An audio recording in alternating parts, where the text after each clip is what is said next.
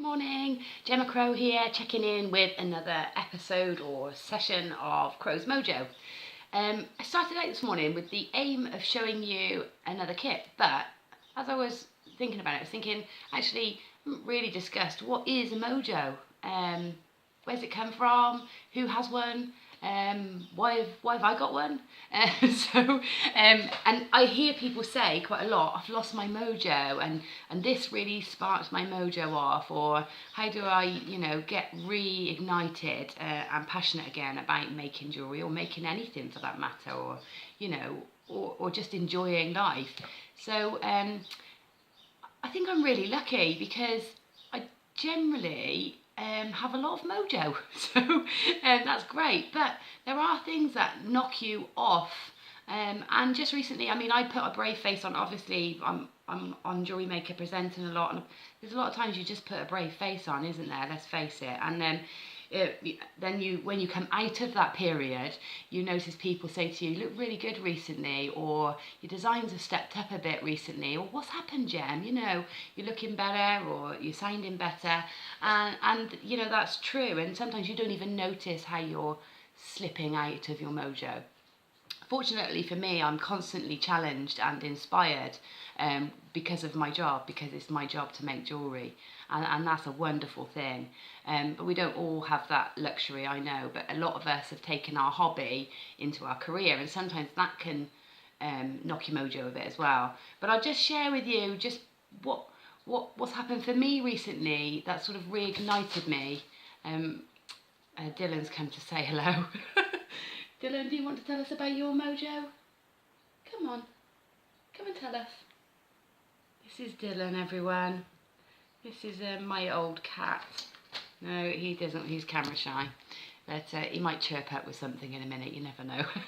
Right, so recently, since probably Christmassy time, I had a lot of run of sort of illness. So I've been well, lots of colds and things like that.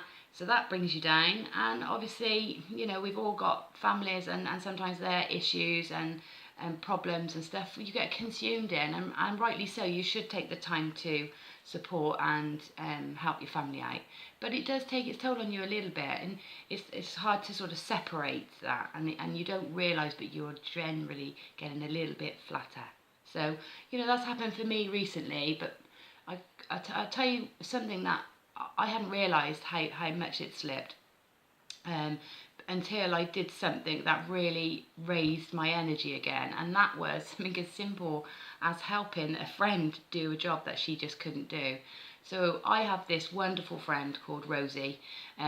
She's been my friend since I was 9. She is the most inspiring lady. She's a really talented artist, poet. She's travelled the world on her own, and she has some amazing and harrowing experiences, and she has always been a wonderful storyteller, and I love spending time with her. She's a real inspiration, so that you have these women in your life, and a fellow woman in your life that you look up to and respect, and yeah, she's one of those. Recently she's been very poorly, had lots of problems, but she's turning 70 this year, and she's got it, well, she's been poorly, she's got it in a bit of a pickle, so her studio is very unorganised, a garden which she takes a lot of pride in, had sort of become overgrown and difficult to manage, and she had lost her mojo. And she's turning 70, and she's asked me if I would help her plan and run a 70th birthday party. I said yes, of course, but in the run up to that, we need to get the studio organised and the garden organised and the house organised so that she feels that she can entertain there and have people around and feel confident again in her own space. So with that in mind, we set a few dates in the run up to August where we do jobs, manageable jobs. Anyway, it got to the day, the Saturday, where I said I'd go and clear the shed and the garden, and I wasn't feeling it. I've got a million jobs of my own to do. My garden's overgrown. I've got kits coming out of my ears. I've got shows to prep for, events to prep for, workshops to prep for, and I'm thinking, what am I doing? helping out and doing something else when I'm not even got my own house in order. And you know, my mum says to me as well, Jem, you've got so much to do, you know, you really you haven't got time. And I said, I can't let her down, I can't. And I was dreading it, actually. That sounds awful, doesn't it? But I was. But I thought to myself, no, you do these things and you do it with a glad heart, or don't do it at all. So I got myself up and motivated and got round there nice and early to start. And we had a great day. We didn't achieve as much as we'd hoped because there was a lot of sorting, and you know, going through Rose's things is amazing because there is artwork and poetry and little trinkets that she's picked up from all over the world. So as much as it was, you know, lots of lugging and shifting and carrying and chucking things away, it was so inspiring too. And Rose's energy and that feeling of helping somebody else that is in greater need of yourself, as cliched as that sounds and as soppy as that sounds, it really did set me back on the journey of up. And I'm so grateful. I'm so grateful that I had the opportunity to help her. And since then, it's like a perpetual motion then. Once you start feeling that your energy is raised and that you're feeling good about yourself again, you then find opportunities to feel that way more and more and more. And then that's when you start to become on a real creative journey. And for me, that's happening right now. I think you can tell I'm excited. The Crow's Mojo, I'm really excited about this.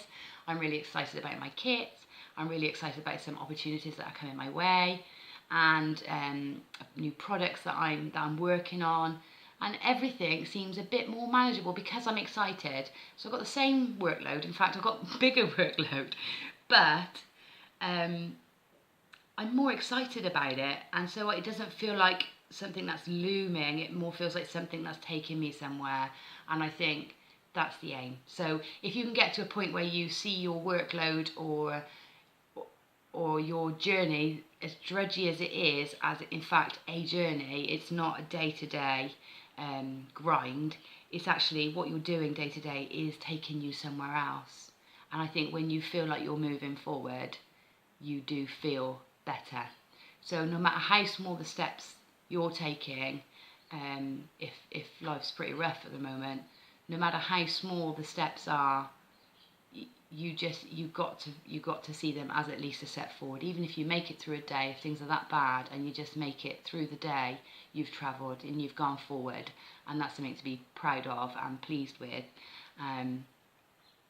Yeah, so I don't want to get emotional about it, but you know, these are things that people very close to me are experiencing right now. Just that grind of getting there, one step at a time. But keep going. Help somebody else maybe, even if you've got loads going on. Maybe that will spark your mojo for you. So maybe just help somebody else and be inspired by the little things. Okay, I hope that helps. A little snippet there this morning. And tune in next time where I will actually get round to showing you the kits that are sat right here. But I just thought that was a bit more important. So anyway, bye for now.